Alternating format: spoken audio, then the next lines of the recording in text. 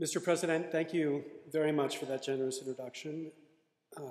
Mr. Halpert, thank you very much for your extraordinarily generous summary of my work. I was a little terrified as I read it to discover deep flaws, and you pointed out just shallow flaws, and I'm grateful for that.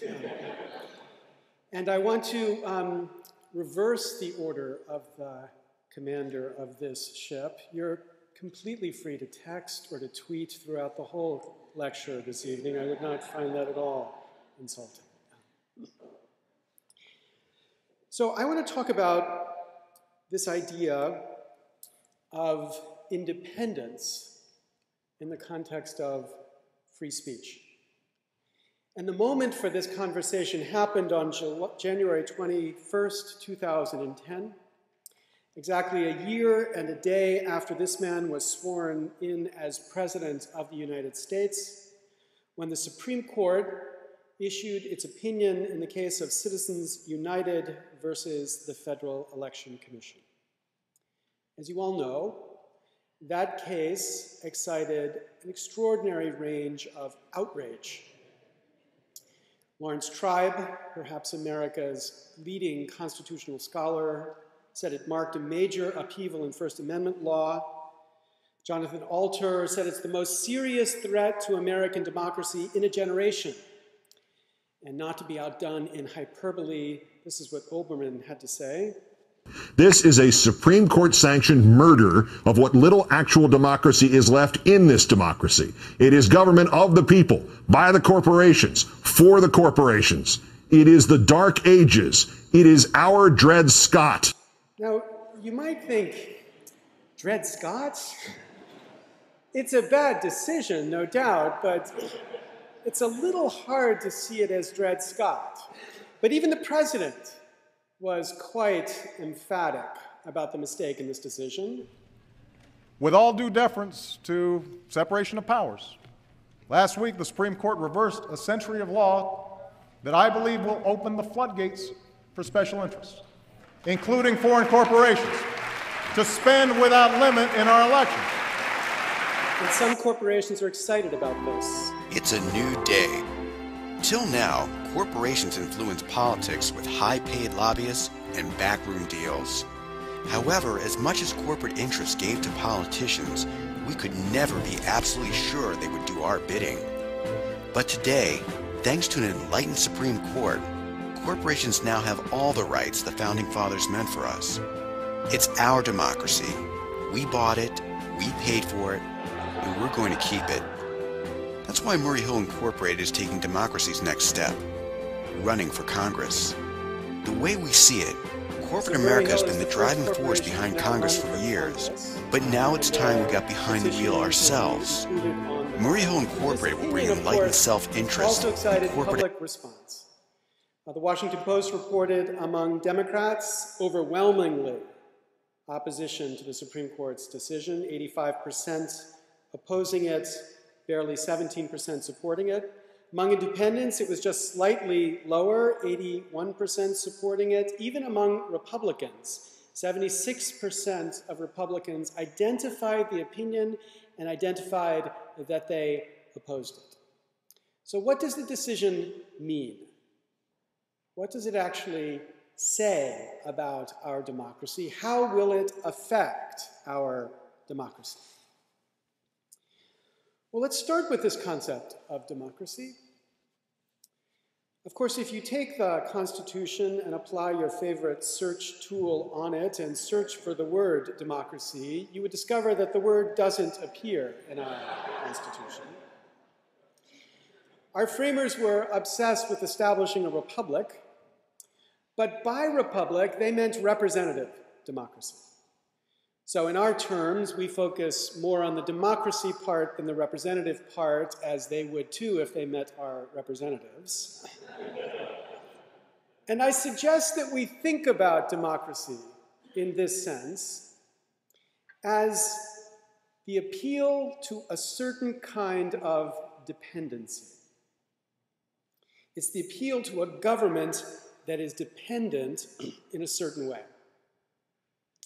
Now, historians of the 18th century might think it odd to think that the framers would have been seeking dependency of any sort. Our framers and Jane Austen hated the idea of dependency. This is Jefferson. Dependency begets subservience, and venality suffocates the germ of virtue and prepares fit tools for the designs of ambition. The Federalist Papers repeatedly attack dependence in describing the problems that beset our nation before the Constitution, save one instance of dependence: dependence upon the people. And what democracy was intended to be was a dependence upon the people, an institution established with this dependence and no others. But you might say dependence on the people as opposed to what? And the framers were obsessed with identifying the bad dependencies that they feared would infect our democracy. Dependency on foreign princes. The Constitution, Article 1, Section 9, Clause 8, explicitly bans the receipt of any emolument, office, or title of any kind whatever from any king, prince, or foreign state without Congress's approval. This was not so much because they thought a trinket from a French king would corrupt anybody, but because they believed no one in our government should even appear to be loyal to someone outside of our own government. But also, there was a concern about the way different departments might become improperly dependent upon other departments. So the fear was courts would become dependent upon the executive, and the solution was life tenure for judges, so they would not fear retaliation from the executive. They feared the executive would become dependent upon the legislature, so they gave the executive a veto power to assert independence relative to the legislature. They feared legislators would become dependent upon the executive, so they had an emoluments clause that banned anyone from going from Congress to an executive office, at least an executive office created or the terms of pay increased during the time when that member was elected to be a member of Congress. In all of these cases, independence was created by creating a proper dependence and ending what were viewed as improper dependencies. And a proper dependence for an institution like Congress was a dependence upon the people. So, is our Congress dependent upon the people? Well, formally, of course, they are. Congress every 2 years comes up for elections. After the 17th Amendment, the Senate every 6 years comes up for elections. Voting controls these members, technically getting more votes than the other guy, at least if you're running for Congress as opposed to the president, is a necessary condition for returning to office. And even substantively, a strong constitutional requirement guarantees that votes must be equal. The effect of votes must be equal. The one person, one vote principle, born in the 1960s, has as its aim the objective of making sure that your vote is worth as much as mine. And the constitutional obligation on states is to architect districts to guarantee one person, one vote. Now, of course, that obligation creates the opportunity for all sorts of games playing. So here is a district of the United States Congress, and here is another district of the United States Congress. This is my favorite example. This is in Chicago. This is one district, these two green things. I thought districts had to be connected, but in fact these two districts are connected. Route 294 is also part of the district. So if you're going to go door to door in Stone Park, you just walk down Route 294 and then head over to Cicero. That's the way this district works. Now the purpose and effect of this gerrymandering practice that has been encouraged and required by the one person, one vote mandate is to effect safe seats to produce safe seats.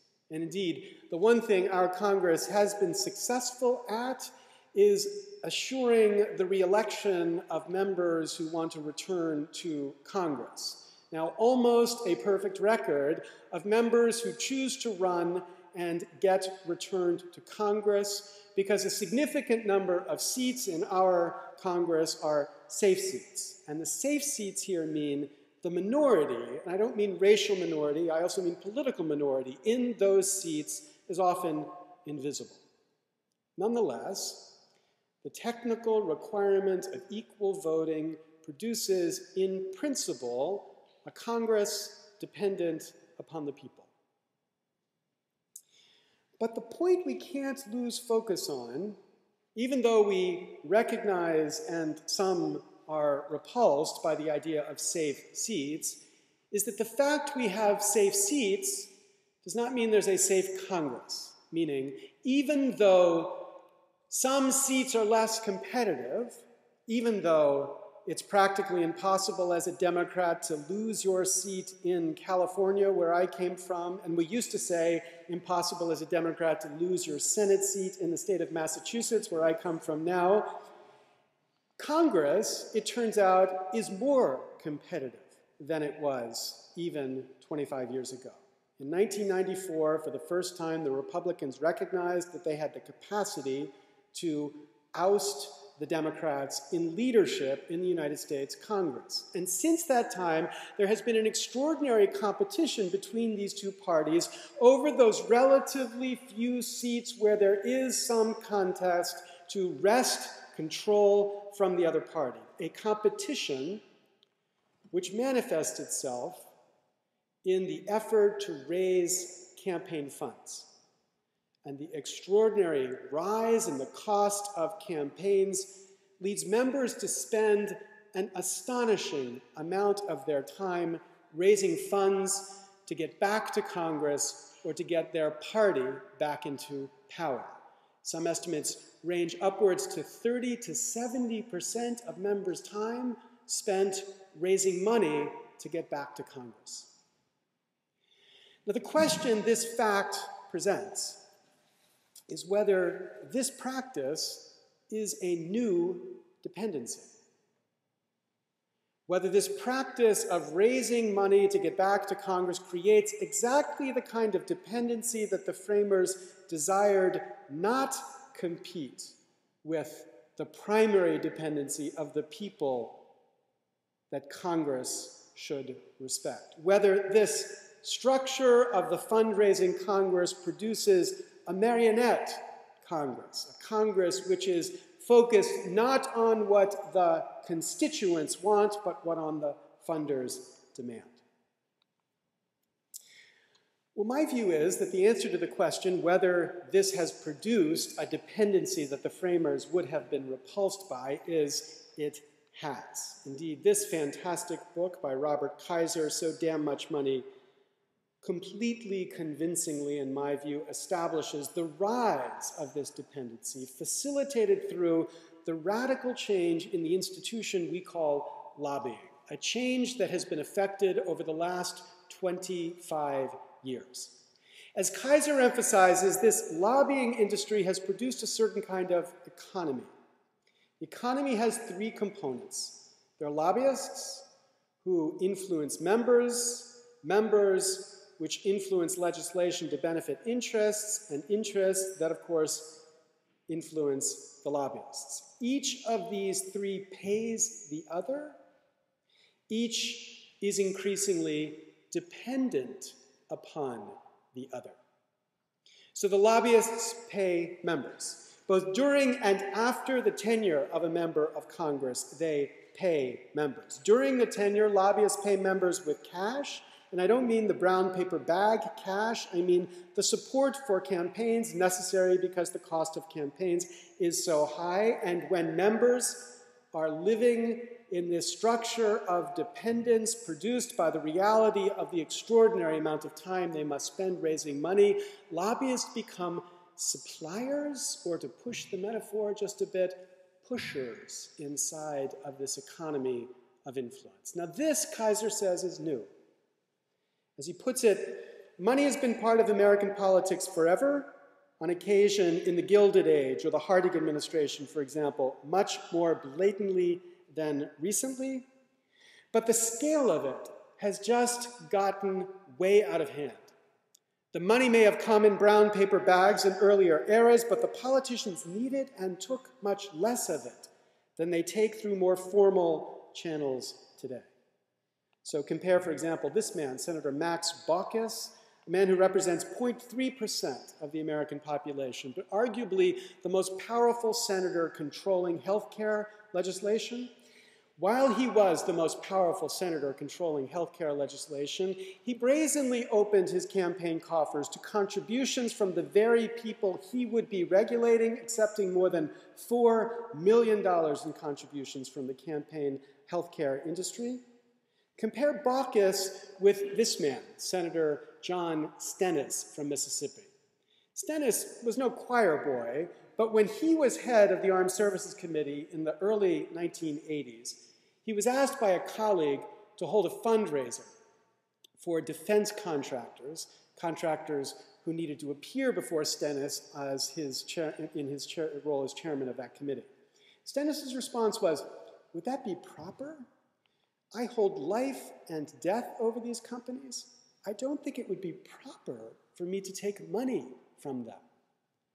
Now, the point Kaiser makes is that this ethic, which even this man Stennis would embody and practice in the early 1980s, is completely invisible in Congress today. Indeed, laughable to imagine a chairman of any major committee withholding his authority over the people he regulates for the purpose of raising money.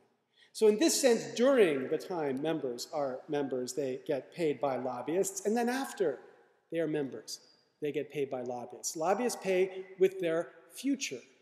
As my friend Jim Cooper, a congressman from Tennessee, puts it, Capitol Hill has become a kind of farm league for K Street. Members and staffers and bureaucrats have an increasingly common business model, a business model focused on their life after government, life as lobbyists. So Public Citizen estimates between 1998 and 2004, 50% of senators left the Senate to become lobbyists, 42% of members of the House. And in that environment, it's clear how everyone depends upon this particular system surviving. In this sense, after their membership, they are paid by lobbyists. And then members pay the interests through policy that gets changed, sometimes profitably. So the University of Kansas calculated that lobbyist return from efforts with respect to the American Jobs Creation Act had a return on investment of 22,000%. The investment was worth that much to the lobbyists and their industries. And this paper that just was released in the American Journal of Political Science estimates that large companies that spend $1, for every $1 spent lobbying, they lower their taxes by between $6 and $20. Again, an extraordinary return on investment. And then sometimes quite brazenly. So, for example, the New York Times at the beginning of February had this story about Chuck Schumer returning to Wall Street for the purpose of raising money for the Democrats and for his own campaign. But he got a chilly reception from Wall Street, as the Times put it. City's titans of finance at a recent closed-door meeting accused him, Schumer, of being insufficiently pro-Wall Street. One indignant fellow stood up and demanded his donation back. Now, remember, this is Charles Schumer. There is arguably no member of the United States Senate more responsible for turning over regulation to whatever Wall Street wanted, yet even this person is not sufficiently pro-Wall Street.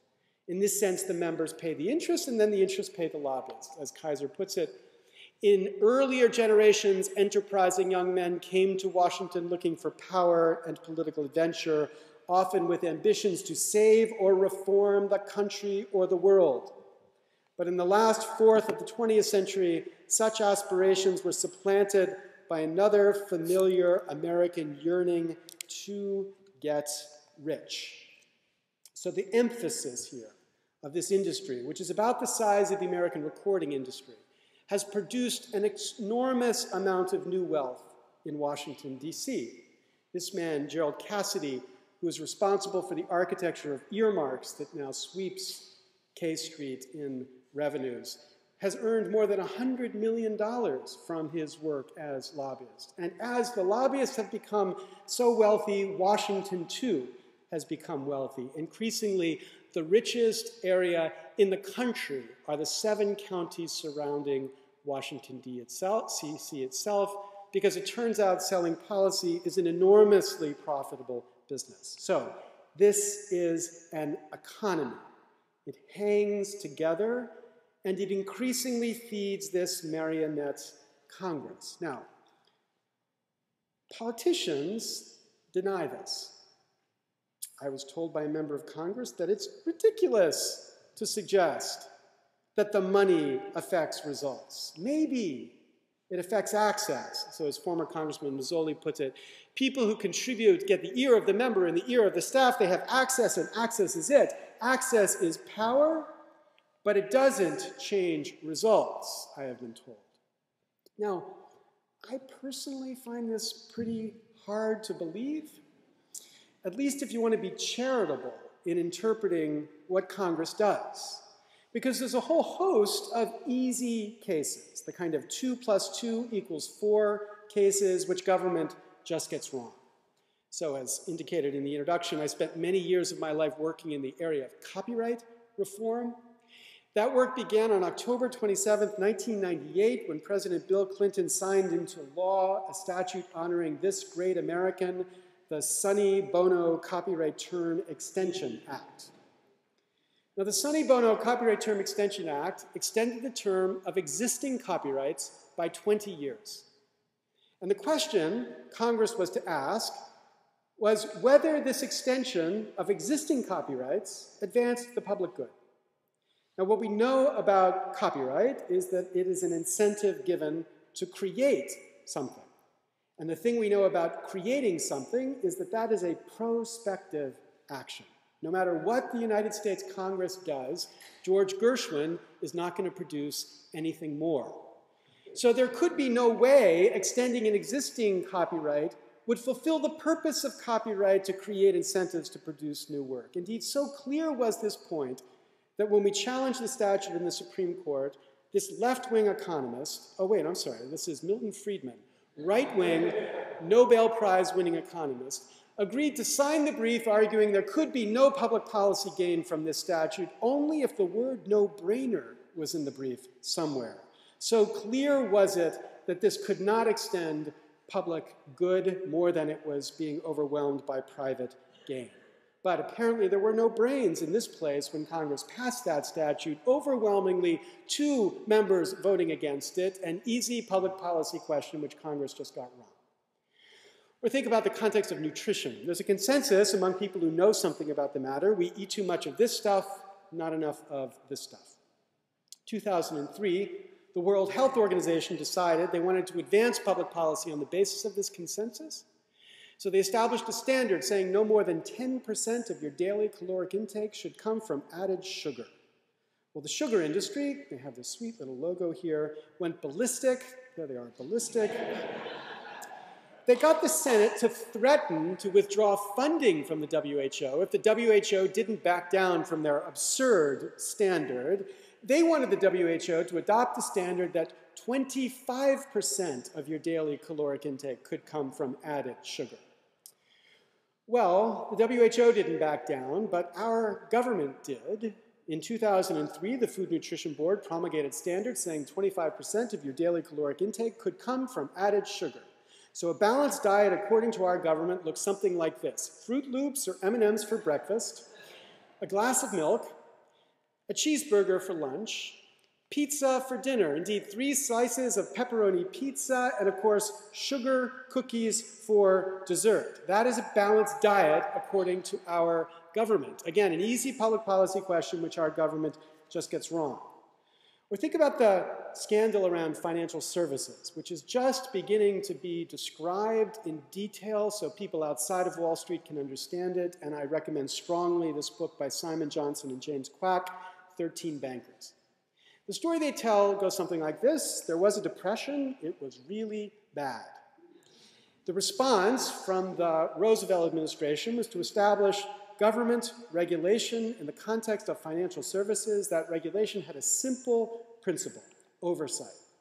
Oversight in the context of important financial instruments that could affect the national economy. Indeed, every major instrument, from bonds to stocks to savings, were in this sense supervised through these regulations, or you might say regulated by these regulations, regulations that required that they be public, transparent, and that anti-fraud requirements be imposed to guarantee that people tempted by all the money in the world don't break the law. The 1990s came along, and we had a wild new innovation. The innovation was deregulation. The idea that this heavy-handed regulation from the New Deal was hampering financial prosperity.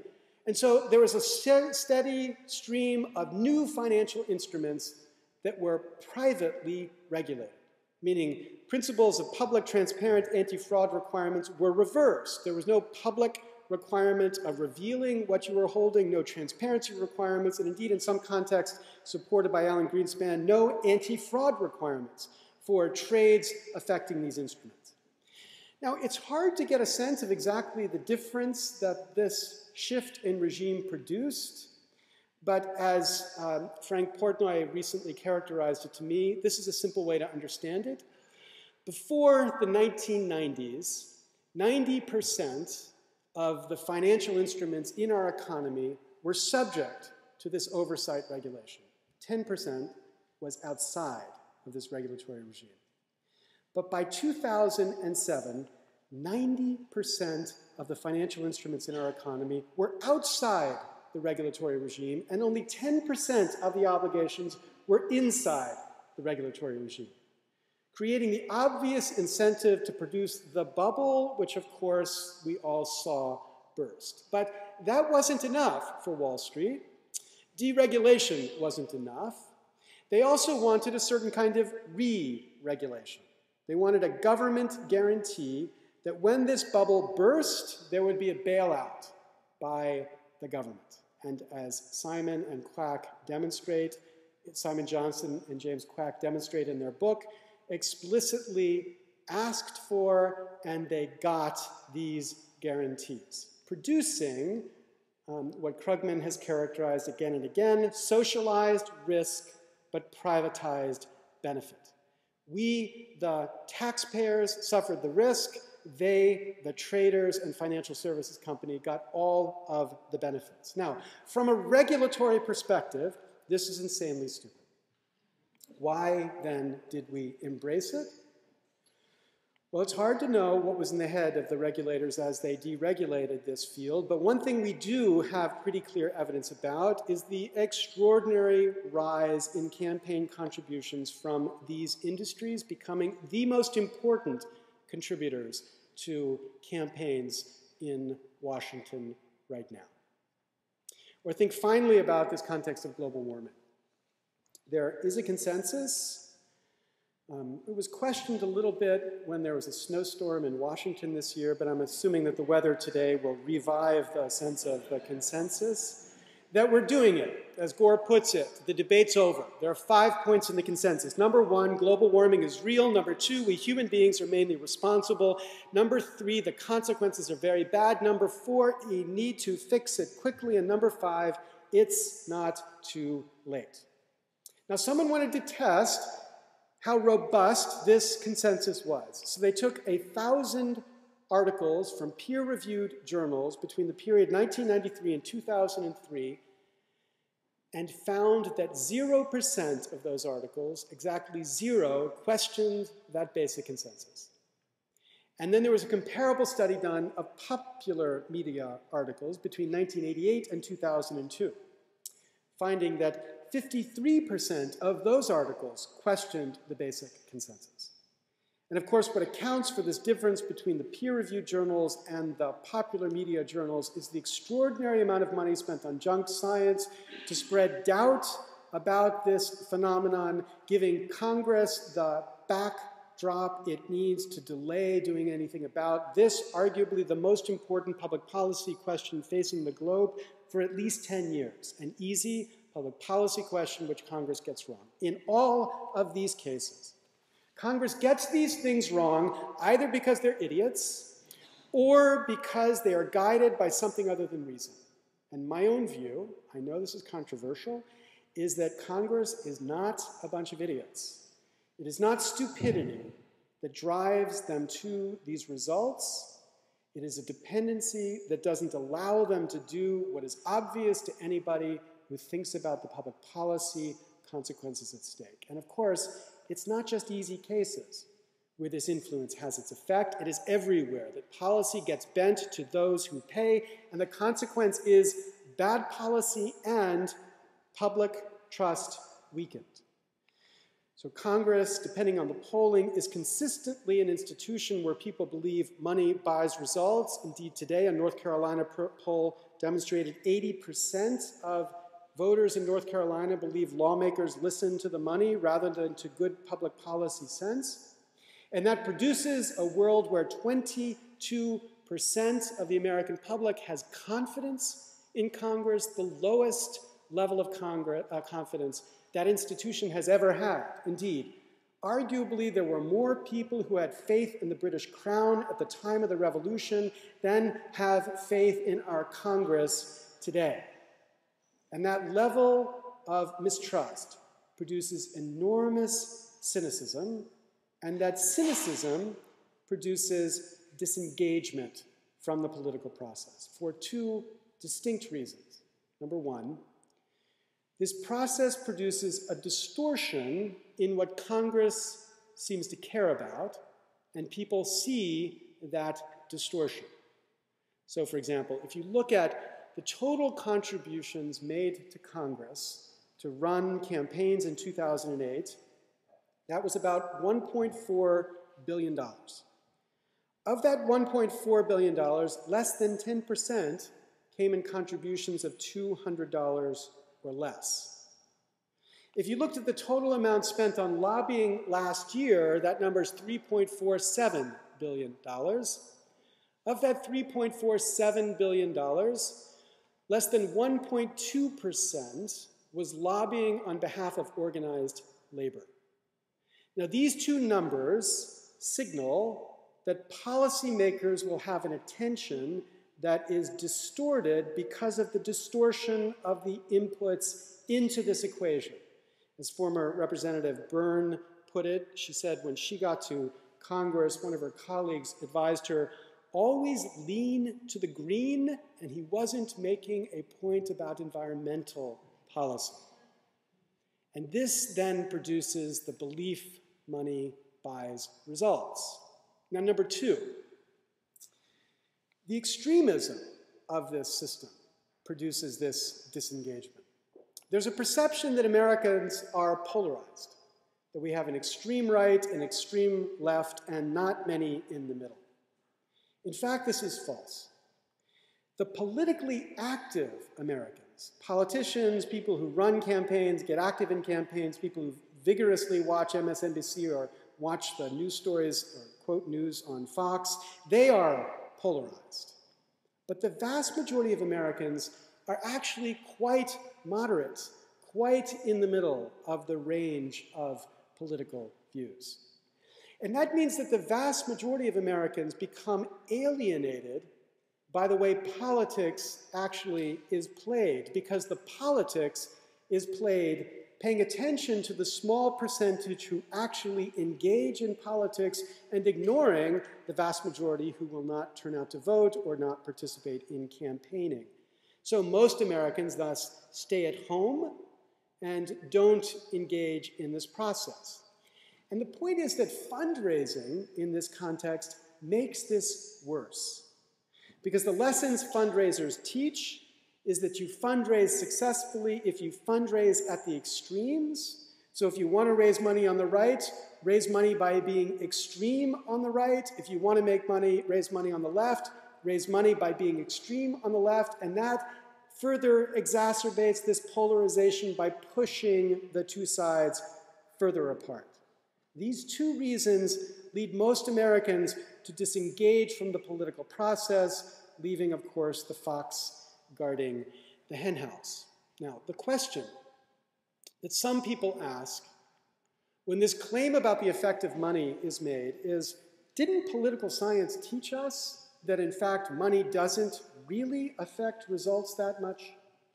There's a wonderful paper by political scientists, most prominently in his work is James Snyder, but others who have been working on this question, as they put it, why is there so little money in US politics?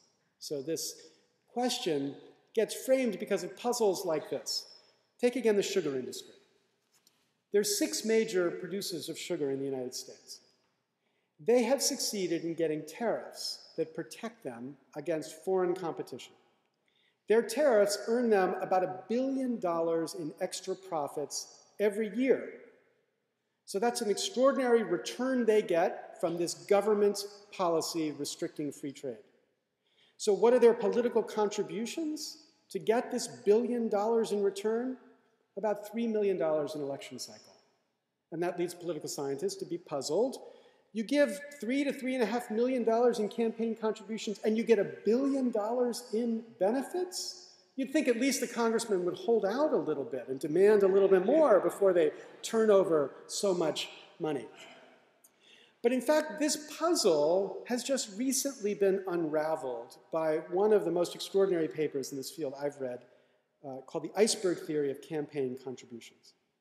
And what the iceberg theory proposes is that the value of a contribution of, say, $14,000 to a candidate is the same if I give the candidate $14,000 or if I give the candidate $4,000 and threaten to give his opponent $10,000. So I don't actually have to give the $14,000. It turns out, and the paper rigorously tests this against the data and also proves it in mathematical proof, that this dynamic of incentives is sufficient if I can just credibly threaten that I will give the other side the money that will make it harder for the side you're trying to influence to win the election. And they show that given the amounts that candidates can receive, given the limits that PACs could make, there's sufficient influence to explain much of the behavior of Congress and to explain this missing money. So in the sense of the iceberg, all we see is the stuff at the top, the stuff that's actually given, but the part that's threatened and not given is, in this argument, largely responsible for the marionette effect in the way Congress behaves. Even though the contributions are small relatively, this iceberg theory helps us understand how the contributions tied with credible threats can produce exactly the dependency which we would most fear. Okay, so here's a summary where we are so far. I asked the question, is our Congress dependent upon the people? And I said, I don't believe we can credibly say that our Congress is exclusively dependent upon the people. Instead, we have to recognize the increased role of the funders in this institution, funders which increasingly change the dynamic of dependency. And if we count the threat values that these funders can deliver, it is even worse than it is if you just account for the money. And what's the consequence of this increasing dependency? Well, my view is it's bad for the left and bad for the right. It's bad for the left in all the obvious reasons, for all the obvious reasons that we notice right now. We just had a president elected on a change agenda, an agenda of reforms. We've seen that agenda stalled. Indeed, at a frantic moment in the middle of the campaign sent me this angry email after I criticized them about something, saying, we're running on a platform of universal health care, ending the Iraq War, massive cap-and-trade system, $18 billion in new money for education, a revamping of the tax code to make it more progressive, a restoration of our civil liberties and enforcement of our anti-discrimination laws, a doubling of foreign aid, a huge expansion of national service tied to make a college more affordable, tightening regulation in the financial markets, an unprecedented set of ethics, and the reason I knew this was authentic, that they misspelled transparency rules governing the White House. Now, that long list of reforms has been stalled, and it has been stalled because of the way money plays into this system. Now, some people say, wait a minute, what about healthcare reform? Doesn't healthcare reform demonstrate that Barack has changed Washington? And indeed, in this breathless article by a writer who I admire deeply, Ezra Klein, he writes of the twilight of the interest groups. As he puts it, the Obama administration succeeded at neutralizing every single industry. I was astonished when I heard this, because of course I wish that were true, but my view is closer to Glenn Greenwald's view. Glenn wrote a response to Ezra. He said, if by neutralizing, Ezra means bribing and accommodating them to such an extreme degree that they ended up affirmatively supporting a bill that lavishes them with massive benefits, then he is absolutely right. But being able to force the government to bribe and accommodate you is not a reflection of your powerlessness, quite the opposite. And to pretend that this bill represents the twilight of the interest groups, that special interests have been, quote, neutralized, is just hagiography and propaganda. The way this bill has been shaped is the ultimate expression and bolstering of how Washington has long worked. One can find reasonable excuses for why it had to be done that way, but one cannot reasonably deny that it was. In the words of my favorite philosopher, David Byrne, it is same as it ever was. In all of these cases, the status quo succeeds in stopping the reform, again, because of the dependency that the status quo has established. That is bad for the left. But often missed in this story is that the same structure is bad for the right. So if the right's hero is Ronald Reagan articulated a certain fear about how democracy would develop. His fear was that government would spin out of control, and the cause of that spinning was both internal and external.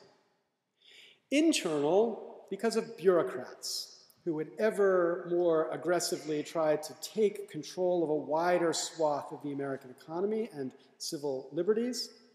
And the external threat was the threat from democracy itself.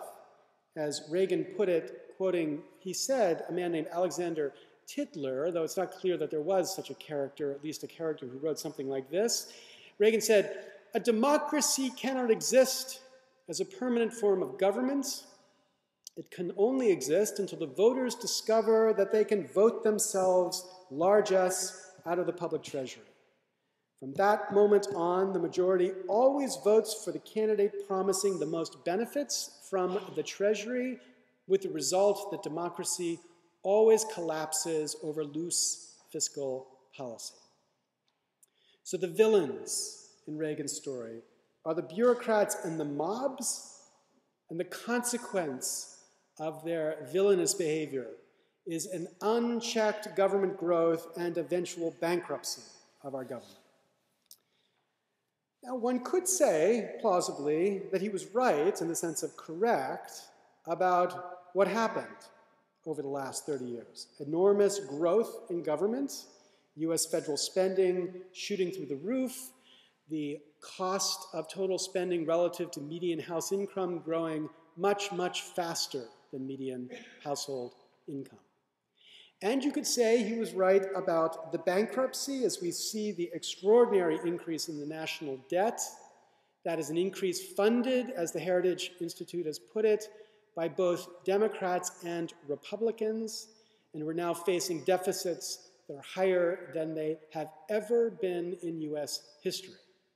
So if growth of government spending and bankruptcy were the predictions, Reagan was right about those predictions. But was he right that this was caused by the bureaucrats and the mobs? Ronald Reagan didn't have the benefit of observing the way Washington works today. And so when we ask whether these are the cause, we should consider the way Washington works today. So for example, this is the Communications Act governing telecommunications and other communication services in the United States. It now has 6 titles. Title II of the Communications Act deals with what we traditionally think as telephone service, telecom. And Title VI deals with cable television. When Al Gore was vice president, he had the idea of merging the internet components of Title II and Title VI into a new Title VII that would govern all the internet-related infrastructure, and he would deeply deregulate that infrastructure so that there was basic rules about interconnection, but nothing else that would hamper investment through government regulation. His chief of policy took this to the Hill, and as described to me, this was the response they got from the Hill. Hell no. How are we going to raise money from the telecoms if we deregulate them? So the idea is the scope of regulation is in part driven by the need to raise money from the target of the regulation. And the resistance against shrinking the size of government is not bureaucrats who have some appetite for regulating more and more. It's members of Congress who want to make sure that they continue to have the leverage they need when it comes time to raise money, to pull the chains, to get the money into these campaigns. Or think about this practice of tax extenders. These things called targeted tax benefits, which are these tax provisions written in what seem like general ways, but when you work out what's said, points to one particular company. So it says things like, for all corporations incorporated on June 1st, 1944, in the town of Williamsport, Pennsylvania, with a board of directors comprised of 3 members that happen to come from the city of Philadelphia, blah, blah, blah, blah, you get the following tax benefit. Now, of course, that's very valuable for the companies that petition for it, but the Congress operates in general under a pay-go principle, meaning for every benefit you give, you have to show how you're going to offset it through additional tax revenues. So these extenders every year require reauthorization. These benefits every year have to come up for another vote. And that process of reauthorization has created its own political economy. So as Rebecca Kaisar describes in this piece, the consequence has been an explosion of these targeted tax benefits. As she puts it, it would not have cost more than $22 billion for the period 1996 to 2001 to make permanent all of these targeted benefits. But after the 2003 Act, it would cost more than $430 billion in the 10th year to repeal the sunset provisions, meaning make them permanent. So this is a more than 20 times increase in the size of this game. So why has this changed so dramatically? Well, the answer is a certain dynamic, a political dynamic. As these are about to expire, there's a huge campaign funding opportunity for the campaign funders, meaning members of Congress. As she puts it, legislators act in their own self-interest by extracting rents and pleasing certain constituents without concern for the social welfare cost of doing so. So why doesn't Congress just eliminate this silly game? We could imagine a congressman responding as the congressman responded when Al Gore suggested they deregulate telecom. Hell no, how are we going to raise money from these targets if we eliminate their targeted tax benefit? Or finally, again, think back to the Sonny Bono Act, an act which extended an existing monopoly only to benefit the monopoly holders. Why doesn't Congress just give up this practice? Again, you can imagine congressmen saying, how are we going to raise money from the copyright holders if we stop extending their copyrights? The point is, in all of these 3 cases, it's the same dynamic. a political economy that government goes through that is guided increasingly by one question. How does this form of regulation help us raise funds? Which means that we get more regulation, more complicated taxes, and senseless monopolies because of this dynamic. And it is therefore no surprise that though we have had 20 years of conservative presidents since Reagan was inaugurated out of 29, we have no smaller government and no simpler taxes. This system, in this sense, is bad for the right. It's bad for both. The status quo government we have produced, because of this dependency on status quo funders, blocks the opportunity for both sides to achieve what they say their principles seek. It's against that background now I want you to take you back to Citizens United. For it's against that background that we have to think about how the court resolved this question of whether the First Amendment protected corporations in their desire to spend corporate funds in political campaigns. The court resolved this question on the basis of a free speech claim. The statute said that in 60 days before an election, corporations were not allowed to expend campaign expenditures from corporate funds. Of course, before the 60 days, they were free to.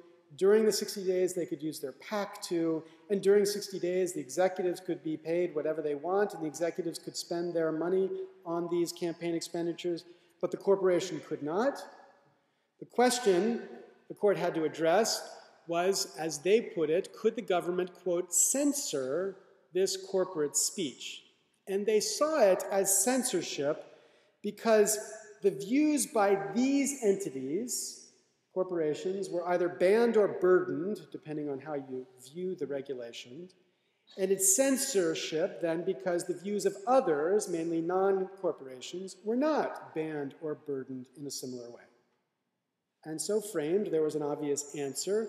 No, this was not permissible under the First Amendment jurisprudence. The government was, in the court's perspective, taking sides, and if anything is verboten in the context of First Amendment jurisprudence, it is that the government can't take sides in such a political debate. Now, some people, Justice Stevens most strongly, argued, but what about the special advantages that corporations get by virtue of being a corporation? Why can't you condition their ability to get those benefits on their giving up the freedom to speak as a corporation? Whether or not they are persons, why couldn't this be the condition? But as the court said, quoting Justice Scalia, it is rudimentary that the state cannot exact as the price of those special advantages the forfeiture of First Amendment rights.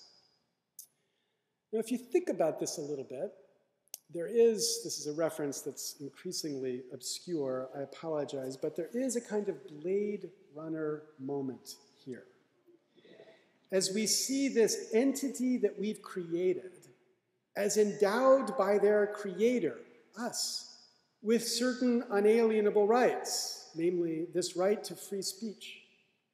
By some magic, they have received these rights, and the court is saying that the government can't take those rights away as a condition for these special benefits. And so the government can't regulate this kind of speech. Now, there's an endless list of quibbles one could have with this opinion. But I don't want to burden tonight with those quibbles. I want to agree with the fundamental principle behind Citizens United, that we should seek a system that protects this speech, the speech of persons, of corporations, indeed of dolphins. It doesn't matter who the speaker is. It's irrelevant who the speaker is. The only relevant question we should be asking is, why is the government purporting to regulate the speech? And if it's because the government doesn't like the perspective of the speaker, then of course that should be unconstitutional regulation. But the purpose of me setting up this question against the background of this long story about the evolving dependency that has taken over our form of democracy is to frame the obvious issue the court never asked. Is that what the limits on campaign expenditures are? Efforts to silence one side in a debate. For think about a possible amendment in light of Citizens United to the Constitution, an amendment that says, nothing in this Constitution shall be construed to restrict the power to limit, though not to ban, campaign expenditures of non-citizens of the United States during the last 60 days before an election. Many people wonder whether corporations are persons. Maybe they are, but the one thing nobody wonders is whether a corporation is a citizen. Of course, a corporation is not a United States citizen. So just like this would say we could ban the Chinese from or limit the Chinese campaign expenditures during 60 days before an election, this amendment would say we could limit corporations, also non-citizens, during the last 60 days before the election. So is there a reason to limit but not to ban their speech? And of course, the obvious answer in light of everything I've said so far is, of course, there is a reason. It is to avoid precisely the dependency we have seen arise in the context of the way campaigns are now funded, to avoid this marionette Congress. Now, the First Amendment may even says, okay, it's a good objective, but do we need to censor to avoid that dependency? And again, we have to answer that question in light of important context. I've already shown you this picture of the skew in private money in politics, the skew favoring the wealthy and the corporate interest relative to labor, for example. But these numbers don't begin to measure the potential effect of unlimited corporate speech in the political market. Indeed, if you take 1% of the profits of the corporate Fortune 400 in 2008, and imagine them, with their newfound freedom, devoting 1% of their profits to political speech, that would be a number of $6.2 billion, more money than the total amount raised and spent by Congress in 2008 and the total amount spent on lobbyists in 2009.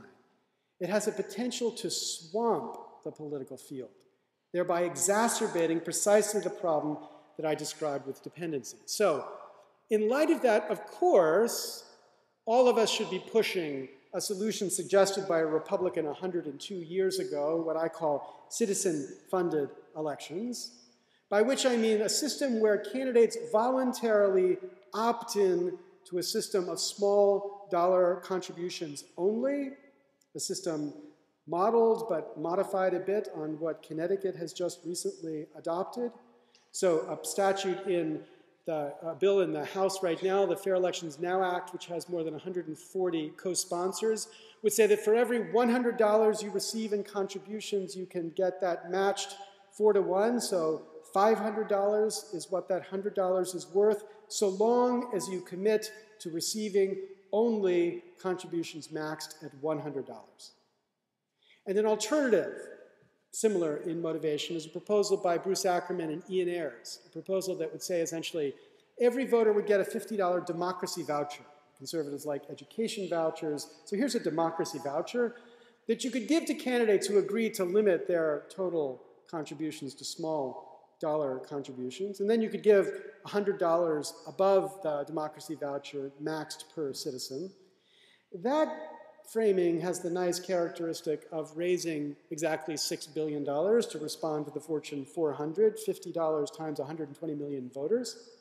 But the point is, either way, under the Larson-Jones bill or under the Ackerman-Ayres proposal, the objective of these changes is to make it so that nobody could reasonably believe that money was buying results in Congress. So that we all could believe, as we all want to believe, that the reason Congress got wrong, whatever they got wrong, was because there were too many Democrats or too many Republicans or too little attention paid to this important issue, but not because of the money, to make it essentially possible, again, to conceive of this institution with trust. But people increasingly push me in this context to ask, is that going to be enough? In light of Citizens United, is that going to be enough? And the answer is, I'm not sure. Increasingly, I doubt it. First Amendment maven says in response, well, what about disclosure here? Doesn't disclosure take care of all the problems you're concerned about in the context of Citizens United? So if a campaign gets an extraordinary infusion of support because Exxon decides to spend $10 million supporting the candidacy because the candidate happens to believe that Al Gore is smoking weed when he talks about global warming, won't the voter recognize that and be able to decide not to support this candidate because he's obviously beholden to these corporate interests? Well, that would be true if there were no iceberg here. Because, of course, disclosure works when we're disclosing money that has actually been given.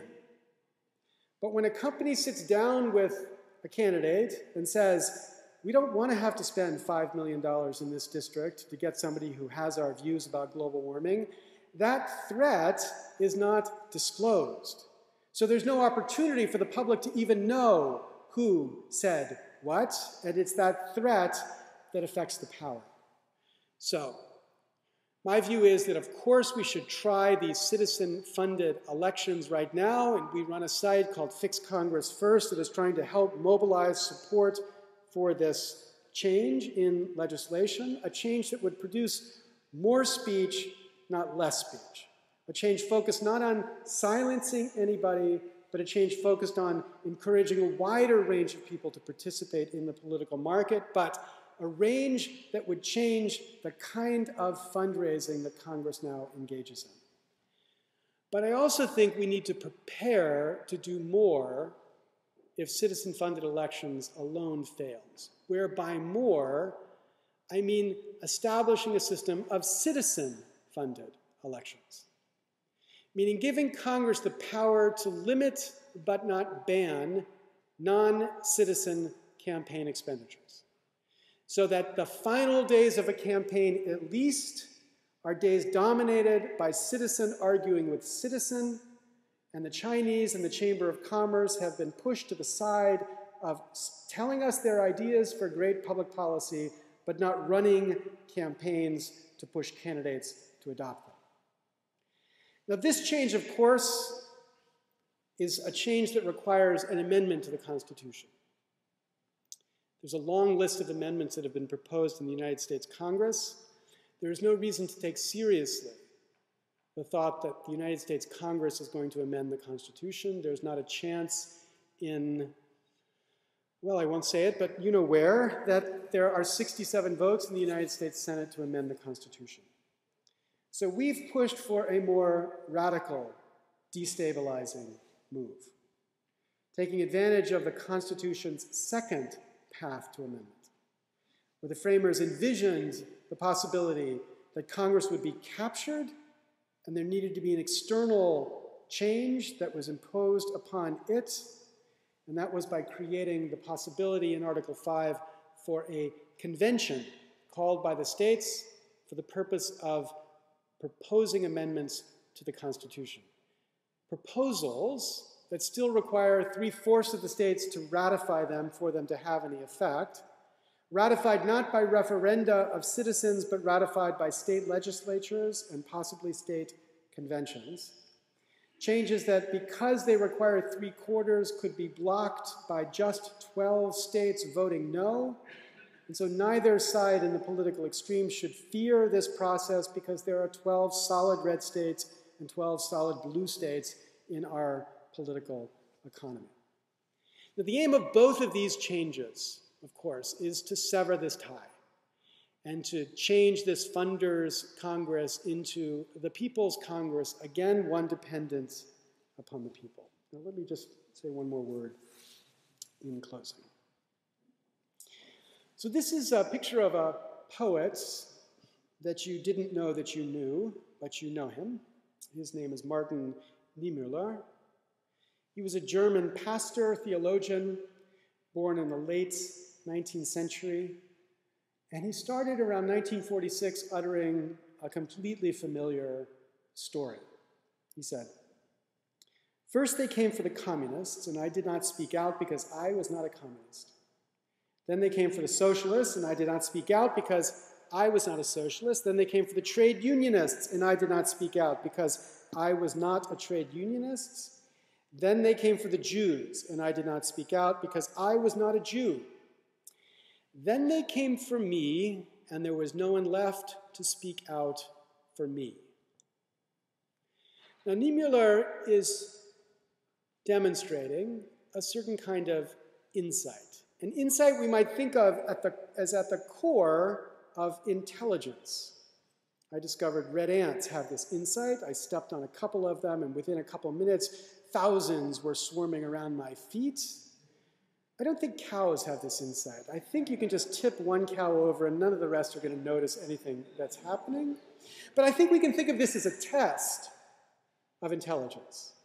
Can you recognize an underlying cause to the problem you're facing and respond? Can you see the pattern here and do something about it? Now, Henry David Thoreau thought it was rare. He wrote, "For every 1,000 hacking at the leaves of evil, there is one striking at the roots." But the question here is it possible?